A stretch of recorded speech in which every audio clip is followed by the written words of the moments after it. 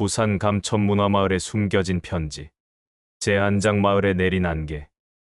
2023년 11월, 부산의 가을은 유난히 쌀쌀했다. 감천문화마을의 계단식 집들이 오색 단풍과 어우러져 한 폭의 그림 같은 풍경을 만들어내고 있을 때 72세의 퇴직 우체국장 최만수는 마을 꼭대기 전망대에서 바다를 바라보며 생각에 잠겨 있었다. 최만수는 35년간 부산중앙우체부에서 일하며 수많은 편지와 소포를 배달해왔다. 특히 감천동 일대는 그가 젊은 시절부터 담당했던 구역이어서 마을의 구석구석을 손바닥 보듯 알고 있었다. 은퇴 후에는 이곳에 작은 집을 마련하고 평온한 노후를 보내고 있었다. 할아버지, 안녕하세요. 마을 아이들이 지나가며 인사했다. 최만수는 따뜻하게 손을 흔들어 주었다. 이 마을에서 그는 단순한 거주자가 아니라 마을의 터줏대감 같은 존재였다. 오랜 우편 배달 경험으로 모든 집의 사연을 알고 있었고 주민들의 고민 상담 역할도 하고 있었다. 최 아저씨, 마을 이장인 김순덕이 급하게 다가왔다. 60대 중반의 김순덕은 30년 넘게 이 마을에서 살면서 주민들의 큰언니 역할을 해왔다. 무슨 일이세요? 순덕 씨. 이상한 일이 생겼어요. 박영철 할아버지 댁에서요. 박영철은 83세의 독거노인으로 6.25 전쟁 당시 피난민으로 이곳에 정착한 분이었다. 과묵한 성격이지만 마을에서는 존경받는 어르신이었다. 어떤 일인가요? 어젯밤부터 연락이 안 돼요. 아침에 찾아가 봤는데 집에 아무도 없고 문은 열려 있었어요. 최만수의 표정이 심각해졌다.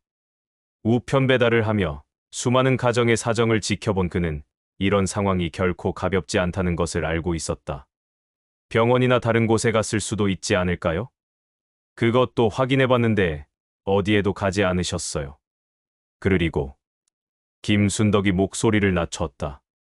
집안에 이상한 편지가 있었어요. 편지. 네.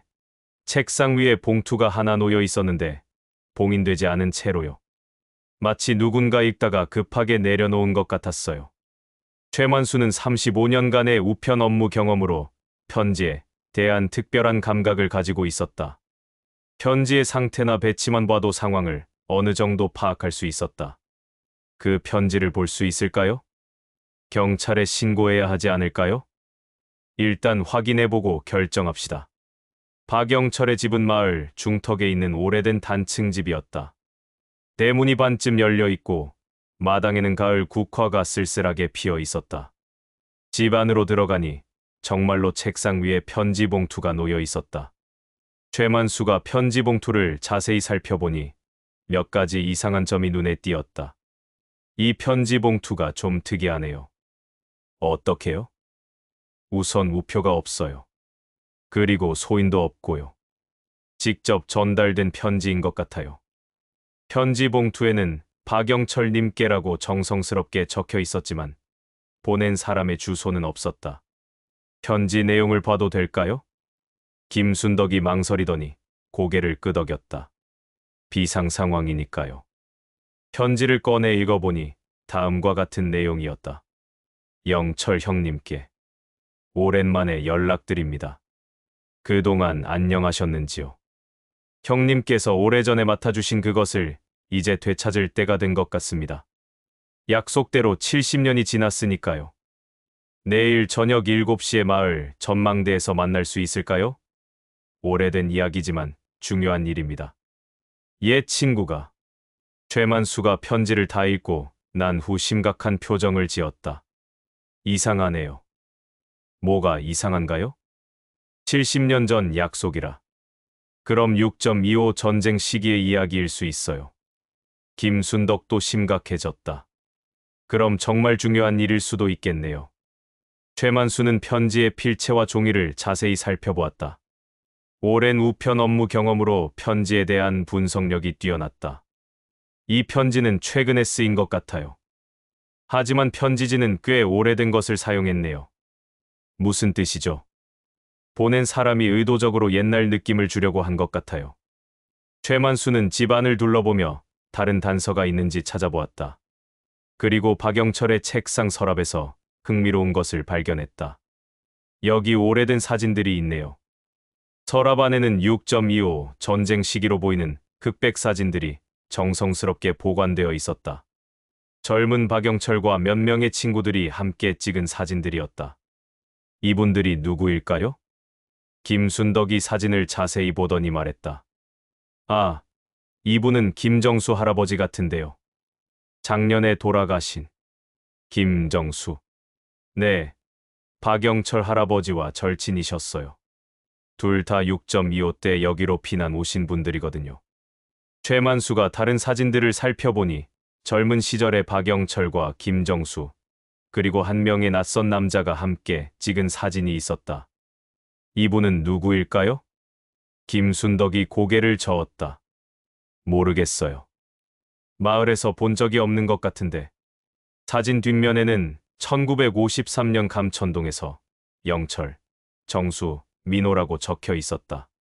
민호라는 분이군요. 최만수는 사진과 편지를 연결해서 생각해보기 시작했다. 70년 전의 약속, 맡아둔 무언가, 그리고 3명의 친구. 순덕 씨, 일단 경찰에 신고하는 게 좋겠어요. 그리고 박영철 할아버지를 더 적극적으로 찾아봐야겠고요. 네, 그럴게요. 남부경찰서에서 온 박진우 경위는 40대 중반의 베테랑 형사였다. 감천동 일대의 사건들을 오랫동안 담당해온 그는 지역 사정에 밝았다. 실종 신고를 접수하겠습니다. 그런데 이 편지가 좀 이상하네요. 박진우가 편지를 읽어보며 말했다. 어떤 점이 이상한가요? 최만수가 물었다. 70년 전 약속이라는 게 보통 실종 사건에서는 볼 수 없는 내용이에요. 저도 그렇게 생각해요. 이 사건에는 뭔가 특별한 배경이 있을 것 같아요. 박진우가 최만수를 관심 있게 바라보았다. 혹시 최만수 씨가 우체국장이셨다고 들었는데 이런 종류의 편지를 많이 보셨을 텐데요. 35년 동안 일했으니까요. 특히 이 동네는 제가 젊을 때부터 담당했던 곳이에요. 그럼 도움을 좀 받을 수 있을까요? 이 편지에 대한 전문적인 분석 말이에요. 최만수가 고개를 끄덕였다. 물론입니다. 제도장 70년 전의 약속. 다음 날, 최만수는 마을의 오래된 주민들을 찾아다니며 박영철과 김정수, 그리고 민호라는 사람에 대한 정보를 수집했다. 첫 번째로 찾아간 곳은 마을에서 가장 오래된 구멍가게를 운영하는 이근자 78세 할머니였다. 박영철이와 김정수. 그럼 잘 알지. 둘이 얼마나 절친이었는데. 이근자가 반가워했다. 혹시 민호라는 분도 아세요? 이근자의 표정이 갑자기 어두워졌다. 민호. 그 이름을 오랜만에 듣네. 어떤 분이었나요? 참 복잡한 사연이 있는 분이었어. 6.25 때 여기로 피난 왔는데 어느 날 갑자기 사라져버렸지. 최만수가 관심을 보였다. 언제 사라지셨어요? 1953년 가을이었나. 정확히는 기억이 안 나지만 휴전협정이 맺어진 후였어. 왜 사라지셨을까요? 이근자가 주변을 둘러보더니 목소리를 낮췄다. 그때 소문이 많았어. 민호가 뭔가 중요한 걸 가지고 있다고. 중요한 것이요? 전쟁 중에 누군가한테서 맡아둔 보물이라는 얘기도 있었고 중요한 문서라는 얘기도 있었어. 하지만 확실한 건 모르지. 최만수는 편지에서 언급된 맡아주신 그것과 연결지어 생각해보았다. 그럼 민호가 사라지기 전에 그것을 박영철 할아버지께 맡겼을 수도 있겠네요. 그럴 수도 있지. 세 사람이 워낙 친했으니까. 이근자 할머니를 만난 후 최만수는 마을의 또 다른 터줏대감인 조방술 80세 할아버지를 찾았다. 조 할아버지, 1953년에 이 마을에서 사라진 민호라는 분에 대해 기억나는 게 있으세요? 조방술이 담배를 한 모금 빨더니 말했다. 민호. 참 이상한 놈이었지. 어떻게 이상했나요? 다른 피난민들과는 달랐어. 말투도 좀 다르고 학식이 있어 보였지. 그리고 항상 뭔가를 감추고 있는 것 같았어. 감추고 있었다는 게 무슨 뜻이에요? 가끔 혼자 산에 올라가곤 했어. 뭔가를 묻거나 숨기는 것 같았지. 그리고 어느 날 갑자기 잠깐 나갔다 오겠다고 하더니 그대로 안 돌아왔어. 최만수가 중요한 질문을 했다. 혹시 그때 박영철이나 김정수와 무슨 약속을 했다는 얘기를 들은 적 있나요? 조방술이 잠시 생각하더니 말했다. 그런 얘기가 있었지. 민호가 떠나기 전에 두 친구에게 뭔가를 부탁했다고. 어떤 부탁이요? 70년 후에 찾으러 오겠다고. 그때까지 잘 지켜달라고 했다는 거야. 최만수의 심장이 빨리 뛰기 시작했다. 편지의 내용과 정확히 일치했다. 그럼 정말로 민호라는 분이 편지를 보낸 건가요? 글쎄, 그 사람이 아직 살아있을까? 벌써 90이 넘었을 텐데. 최만수는 박진우 경위에게 즉시 연락을 취했다. 경위님, 중요한 정보를 얻었어요. 카페에서 만난 박진우에게 최만수는 지금까지 알아낸 내용을 자세히 설명했다. 그럼 정말로 70년 전의 약속과 관련된 일이군요. 박진우가 말했다. 그런 것 같아요. 문제는 박영철 할아버지가 어디에 계시느냐는 거죠. 혹시 그 약속 장소인 전망대에 가셨을 수도 있지 않을까요? 어제 확인해봤는데 아무도 없었어요. 박진우가 생각하더니 말했다. 민호라는 사람을 찾아보는 게 어떨까요? 혹시 실제로 나타났을 수도 있고요. 좋은 생각이에요. 하지만 어떻게 찾죠? 일단 주변 호텔이나 여관을 확인해 보겠어요. 그리고 외지에서 온 사람이 있는지 마을 주민들에게 물어보고요. 최만수도 동의했다. 저는 계속해서 마을 어르신들을 만나보겠어요. 더 많은 정보가 있을 수 있거든요. 제세장 숨겨진 진실들. 그날 오후, 최만수는 마을 교회의 김 목사를 찾았다. 김 목사는 60대 후반으로 20년 넘게 이 마을에서 목회를 해온 분이었다. 박영철 집사님이 실종되셨다고요? 김 목사가 놀란 표정을 지었다. 네, 어제부터 연락이 안 돼요. 혹시 목사님께 뭔가 말씀하신 게 있나요? 김 목사가 잠시 생각하더니 말했다. 지난주에 좀 이상하셨어요. 어떻게요? 예배 후에 저에게 오셔서 과거의 일로 마음이 무겁다고 하시더라고요. 그리고 곧 중요한 결정을 해야 할지도 모른다고. 최만수가 관심을 보였다. 어떤 과거의 일일까요? 자세히는 말씀 안 하셨어요. 다만 젊은 시절의 약속이라고 하시더라고요. 젊은 시절의 약속. 김 목사가 계속 말했다. 그리고 친구를 배신한 것 같아서 죄송하다고도 하셨어요. 친구를 배신했다는 게 무슨 뜻일까요? 모르겠어요. 하지만 박 집사님이 평소에 그런 말씀을 하시는 분이 아니거든요. 최만수는 새로운 정보에 혼란스러워했다. 친구를 배신했다는 것은 무슨 의미일까? 교회를 나와서 최만수는 다시 박영철의 집으로 향했다. 혹시 놓친 단서가 있을지도 모른다고 생각했기 때문이었다. 집안을 다시 자세히 살펴보던 중 최만수는 옷장 뒤편에서 작은 나무 상자를 발견했다. 상자에는 자물쇠가 채워져 있었지만 열쇠는 상자 옆에 놓여 있었다. 상자를 열어보니 오래된 문서들과 사진들이 들어 있었다. 그 중에서 가장 눈에 띄는 것은 손으로 쓴 편지였다. 편지의 내용을 읽어보니 다음과 같았다. 영철아, 정수야. 나는 어쩔 수 없이 이곳을 떠나야 한다. 내가 가지고 있던 것들이 너무 위험해졌기 때문이다. 너희들에게 부탁이 있다. 내가 산 중턱에 묻어둔 것을 70년 후까지 지켜달라. 그때가 되면 내가 다시 돌아오거나 내 후손이 찾으러 올 것이다. 절대 다른 사람에게는 말하지 마라. 특히 일본인들에게는. 1953년 10월 15일. 민호가. 최만수가 편지를 다 읽고 나서 놀란 표정을 지었다. 일본인이라는 언급이 새로운 단서였다. 일본인들에게는 말하지 마라. 최만수는 1953년이 광복 후 8년밖에 안 된 시기라는 것을 떠올렸다. 아직 일제강점기의 상처가 생생했고 일본과 관련된 민감한 일들이 많았을 것이다. 그때 휴대폰이 울렸다. 박진우 경위였다. 최만수 씨, 중요한 정보를 얻었어요. 어떤 정보인가요? 어제 오후에 70대 남성이 마을 근처 여관에 투숙했어요. 이름은 이민호라고 등록되어 있어요. 최만수가 흥분했다. 민호, 혹시 그 사람이. 그런데 이상한 점이 있어요. 신분증은 일본에서 발급된 것이에요. 일본. 네, 제일 교포인 것 같아요. 그리고 더 이상한 건 어제 밤부터 여관에 나타나지 않고 있어요. 최만수는 방금 발견한 편지의 내용과 연결지어 생각해 보았다. 경위님, 지금 박영철 할아버지 집에서 중요한 편지를 발견했어요. 만나서 보여드릴게요.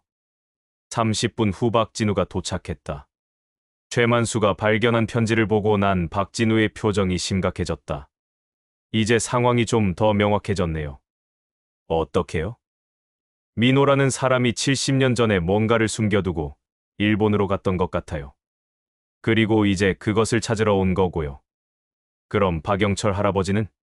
아마 그 숨겨진 장소를 알고 있을 거예요. 그래서 민호가 만나자고 한 거고. 최만수가 걱정스러운 표정을 지었다. 혹시 위험한 상황은 아닐까요? 그럴 수도 있어요. 70년 전에 숨겨둘 만큼 중요하고 위험한 것이라면. 그때 김순덕이 급하게 뛰어왔다. 최 아저씨, 큰일이에요. 무슨 일이세요? 박영철 할아버지를 봤어요. 산 쪽으로 올라가시는 걸 봤다고 해요. 제 내장 산 중턱의 비밀. 박진우와 최만수는 즉시 마을 뒤편의 산으로 향했다. 김순덕도 함께 따라왔다. 어느 방향으로 가셨다고 했나요? 박진우가 물었다. 저기 소나무 숲 쪽이요. 김순덕이 가리켰다. 산길을 따라 올라가면서 최만수는 70년 전 민호가 뭔가를 묻었다는 장소를 찾으려고 노력했다. 오랫동안 이 동네에서 우편 배달을 하며 산길까지 잘 알고 있었지만 숨겨진 것을 찾기는 쉽지 않았다.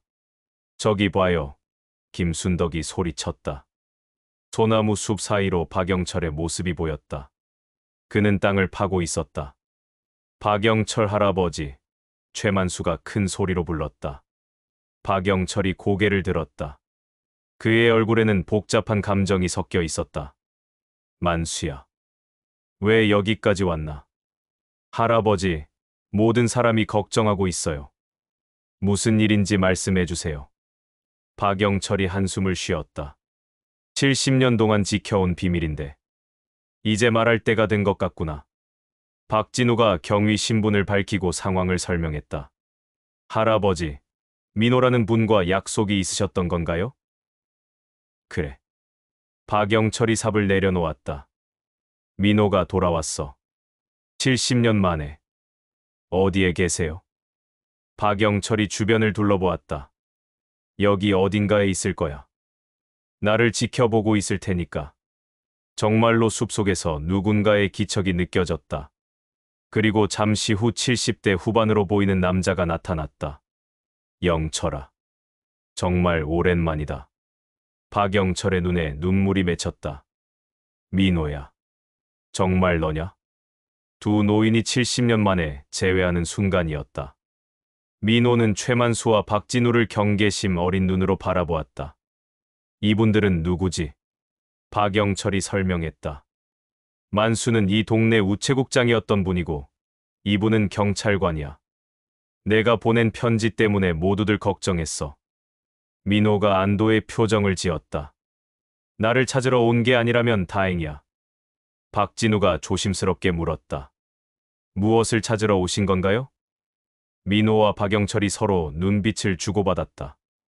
그리고 박영철이 말했다. 이제 말해도 될 것 같아. 너무 오랫동안 혼자 짊어지고 있었어. 민호가 고개를 끄덕였다. 그래, 이제는 숨길 이유도 없고. 박영철이 이야기를 시작했다. 1953년, 민호는 일본에서 온 중요한 문서들을 가지고 있었어. 일제강점기 때 일본인들이 우리나라에서 약탈해간 문화재 목록이었지. 최만수가 놀란 표정을 지었다. 문화재 목록. 민호가 설명을 이어갔다. 내 아버지가 일제강점기 때 일본인 관리들과 일하면서 몰래 복사해둔 것들이었어. 어떤 문화재가 어디로 반출되었는지 상세한 기록이 담겨 있었지. 그럼 매우 중요한 자료네요. 그때는 더욱 그랬어. 광복 후 얼마 안 된 시기라 그런 자료가 있다는 것만으로도 위험했거든. 일본 측에서도 그 자료를 찾고 있었고 박진우가 관심을 보였다. 그래서 숨겨두신 건가요? 맞아. 민호가 답했다.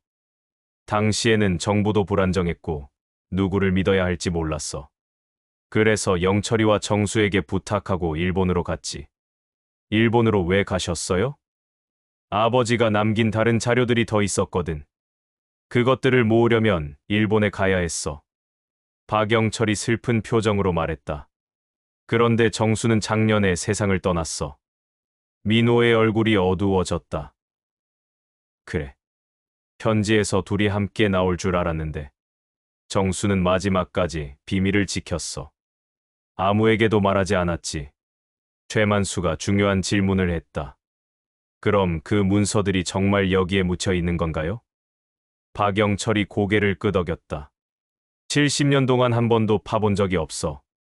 민호가 돌아올 때까지 기다렸거든. 민호가 감격스러운 표정을 지었다. 고마워, 영철아. 정말 고마워. 박진우가 실무적인 질문을 했다. 그 문서들을 이제 어떻게 하실 계획인가요? 민호가 잠시 생각하더니 말했다. 정부에 기증하려고 해. 이제는 그런 자료들이 제대로 활용될 수 있을 테니까. 하지만 일본 측에서 방해할 수도 있지 않을까요? 그럴 수도 있지. 하지만 이제는 숨어 살 나이도 아니고 역사의 진실은 밝혀져야 해. 박영철이 다시 삽을 들었다. 그럼 이제 파볼까? 모든 사람이 긴장한 표정으로 지켜보는 가운데 박영철이 땅을 파기 시작했다. 약 1미터 정도 팠을 때 삽에 딱딱한 것이 걸렸다. 있다. 박영철이 흥분해서 소리쳤다. 땅 속에서 나온 것은 플라스틱으로 여러 겹 포장된 금속 상자였다. 상자의 상태는 놀랍도록 양호했다. 민호가 조심스럽게 상자를 열었다. 안에는 오래된 문서들과 사진들이 들어 있었다. 정말 있네요. 최만수가 감탄했다. 문서들을 살펴보니 정말로 일제강점기 때 반출된 문화재들의 상세한 목록이었다. 어떤 유물이 언제, 어디로 반출되었는지 일본어와 한문으로 자세히 기록되어 있었다. 박진우가 말했다. 이것은 정말 국가적으로 중요한 자료네요. 그래서 70년 동안 숨겨두었던 거야. 민호가 말했다. 제5장 예상치 못한 방문자. 문서를 확인하고 있는데 갑자기 산 아래쪽에서 여러 명의 발걸음 소리가 들렸다. 모두가 긴장한 표정으로 그 방향을 바라보았다. 잠시 후 정장을 입은 40대 남성 2명이 나타났다. 한 명은 일본인으로 보였고 다른 한 명은 한국인 같았다. 실례합니다. 한국인 남성이 정중하게 말했다. 저희는 일본 문화재 연구소에서 나왔습니다. 민호의 얼굴이 굳어졌다. 어떻게 여기를 알았지? 일본인 남성이 유창한 한국어로 말했다. 이민호 선생님을 오랫동안 찾고 있었습니다. 박진우가 경위 신분을 밝히며 경계했다. 무슨 용건으로 오셨나요? 선생님이 가지고 계신 자료에 대해 이야기하고 싶어서 왔습니다. 한국인 남성이 말했다. 민호가 단호하게 말했다. 이야기할 것 없어. 이 자료들은 우리나라 정부에 기증할 거야. 일본인 남성이 조심스럽게 말했다. 하지만 그 자료 중 일부는 일본의 정당한 소유물일 수도 있습니다. 정당한 소유물. 최만수가 분노했다. 강제로 약탈해간 것들을 정당한 소유물이라고 하세요? 그것은 당시의 법적 절차에 따른 것이었습니다. 일본인이 변명했다. 박진우가 개입했다. 지금은 그런 논쟁을 할 때가 아닙니다. 일단 공식적인 절차를 거쳐서 처리해야 할 문제예요. 한국인 남성이 명함을 내밀었다. 저는 김재현 변호사입니다. 일본 측의 법적 대리인으로 왔어요. 민호가 명함을 받지 않고 말했다. 법적 대리인, 70년 전에는 어디 있었어? 선생님, 감정적으로 접근하지 마시고 합리적으로 생각해 보세요. 김재현이 설득했다. 합리적. 박영철이 화를 냈다. 70년 동안 이 비밀을 지켜온 이유가 뭔지 아나? 최만수가 중재에 나섰다. 일단 모두 산에서 내려가서 이야기합시다. 여기서는 위험해요. 민호가 상자를 품에 안고 말했다. 내려가자. 하지만 이 자료들은 절대 넘겨주지 않을 거야. 제6장 마을회관에서의 대화. 마을회관에 모인 사람들 사이에는 긴장감이 흘렀다. 한쪽에는 민호, 박영철, 최만수, 박진우가 앉아 있었고 다른 쪽에는 일본 측 관계자들이 앉아 있었다. 김순덕이 차를 준비해오며 중간 역할을 했다. 김재현 변호사가 먼저 말을 꺼냈다. 이민호 선생님, 저희는 적대적인 관계로 온 것이 아닙니다. 그럼 무엇하러 왔어? 민호가 쌀쌀맞게 대답했다. 일본인 관계자가 말했다. 저는 다나카라고 합니다. 일본 문화청에서 왔어요. 저희도 역사의 진실을 밝히는 데 관심이 있습니다. 박진우가 개입했다. 구체적으로 무엇을 원하시는 건가요? 우선 그 자료들이 정말 진짜인지 확인하고 싶습니다. 다나카가 말했다. 최만수가 의심스러운 표정을 지었다.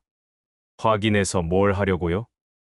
만약 정말 중요한 자료라면 한일 양국이 협력해서 문화재 반환 문제를 해결할 수 있을 것 같아서요. 민호가 비웃었다. 협력. 70년 전에는 왜 협력하지 않았어? 박영철이 민호를 진정시켰다. 민호야, 일단 들어보자. 김재현이 계속 설명했다. 현재 일본에는 한국에서 반출된 문화재가 많이 있습니다. 하지만 정확한 목록과 경위를 알기 어려워서 반환이 지연되고 있어요. 그럼 그 자료가 있으면 반환이 쉬워진다는 말인가요? 최만수가 물었다. 그럴 가능성이 높습니다. 다나카가 답했다. 민호가 잠시 생각하더니 말했다. 좋아. 하지만 조건이 있어. 어떤 조건인가요? 이 자료들은 한국 정부에 먼저 전달하고 공식적인 한일 협상을 통해서만 활용되어야 해. 그건 당연하죠. 김재현이 동의했다. 다나카도 고개를 끄덕였다. 저희도 그렇게 생각합니다. 박진우가 현실적인 문제를 제기했다. 하지만 이 자료들이 정말 진짜인지 어떻게 확인하죠?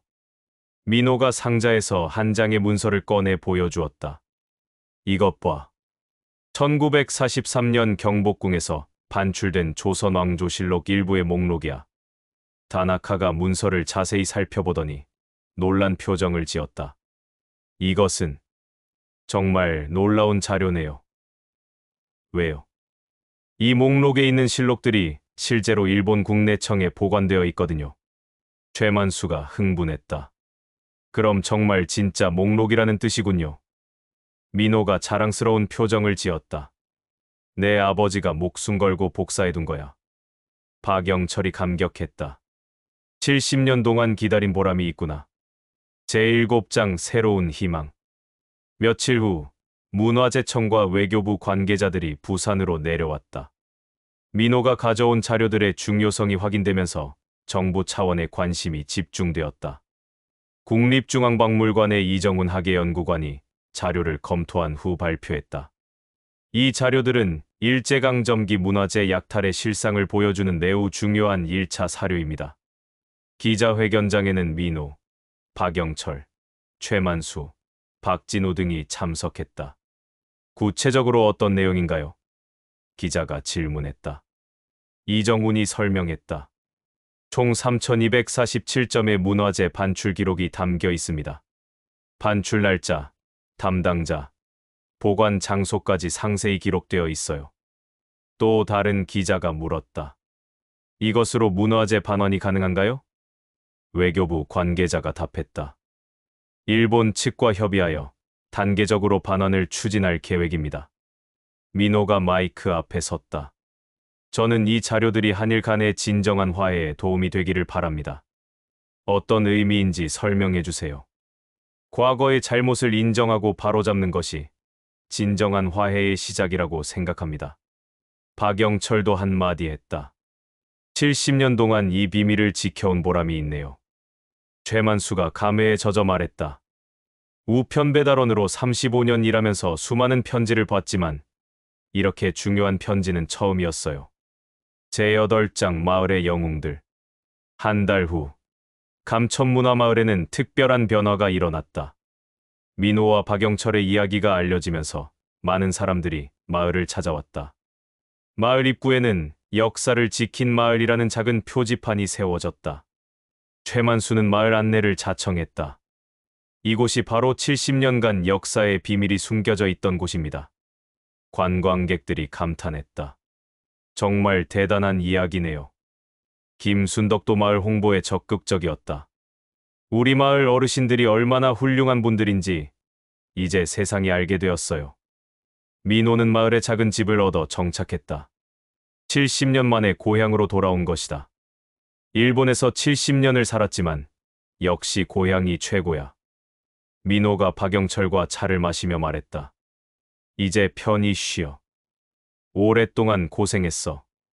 박진우는 이 사건을 계기로 문화재 관련 범죄 수사 전문가가 되었다. 최만수 씨 덕분에 새로운 분야를 발견했어요. 저도 많이 배웠어요. 편지 한 통이 이렇게 큰 일을 만들어낼 줄은 몰랐거든요. 제9장 문화재의 귀환. 6개월 후 첫 번째 문화재 반환이 이루어졌다. 조선왕조실록 5권이 70년 만에 고국으로 돌아온 것이다. 환수 기념식에는 민호, 박영철, 최만수 등이 특별히 초청되었다. 문화재 청장이 말했다. 이분들의 용기와 인내가 없었다면 불가능한 일이었습니다. 민호가 소감을 발표했다. 아버지와 친구들의 뜻이 마침내 이루어졌습니다. 기념식이 끝난 후 세 사람은 조용한 카페에서 만났다. 정말 꿈 같아. 박영철이 말했다. 이제 시작이야. 민호가 답했다. 앞으로 더 많은 문화재들이 돌아올 거야.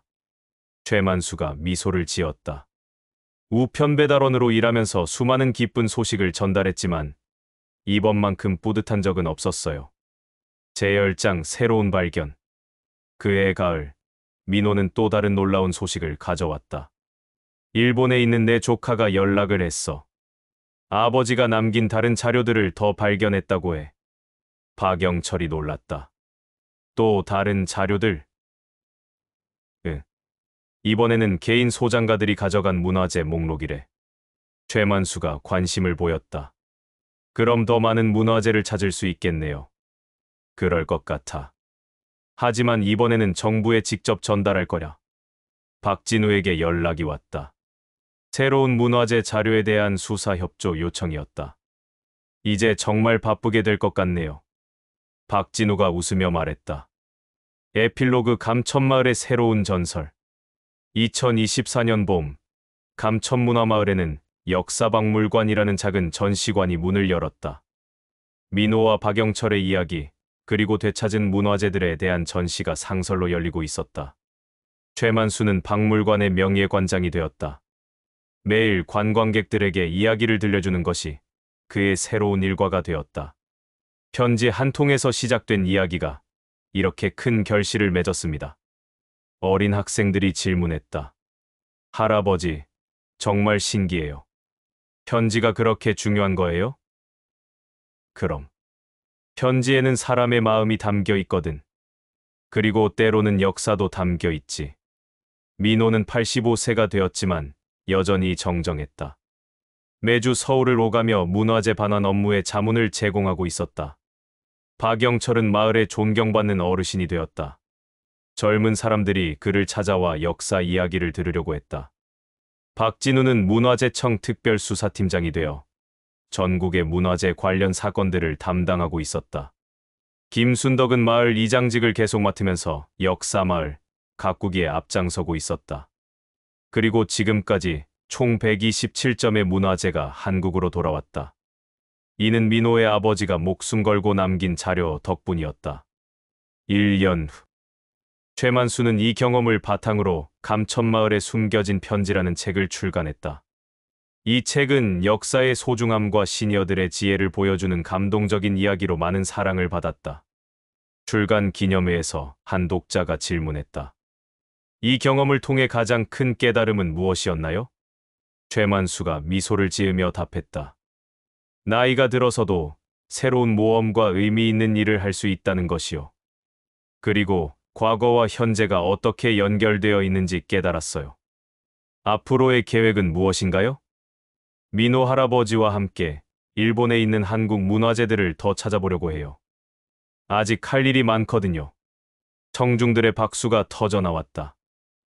현재 최만수는 여전히 감천문화마을에서 살고 있다. 매일 아침 마을을 한 바퀴 돌며 주민들과 인사를 나누고 오후에는 박물관에서 방문객들에게 이야기를 들려준다. 민호와 박영철은 매주 만나서 차를 마시며 옛 이야기와 앞으로의 계획을 나눈다. 박진우는 전국을 돌아다니며 잃어버린 우리 문화재를 찾는 일에 전념하고 있다. 그리고 때때로 네 사람은 모여서 그날의 추억을 나누며 다음에 찾을 문화재들에 대한 꿈을 키운다.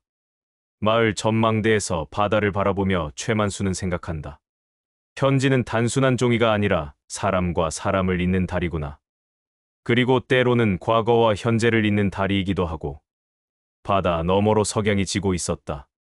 감천문화마을의 알록달록한 집들이 저녁 노을에 물들어 더욱 아름다웠다. 최만수는 이 마을에서 인생의 가장 의미 있는 시간을 보내고 있다는 것을 느꼈다. 나이가 들어서도 새로운 도전과 보람을 찾을 수 있다는 것을 몸소 증명하고 있었다. 그리고 앞으로도 계속해서 역사의 진실을 찾고 후세의 올바른 이야기를 전해주는 일을 계속할 것이다.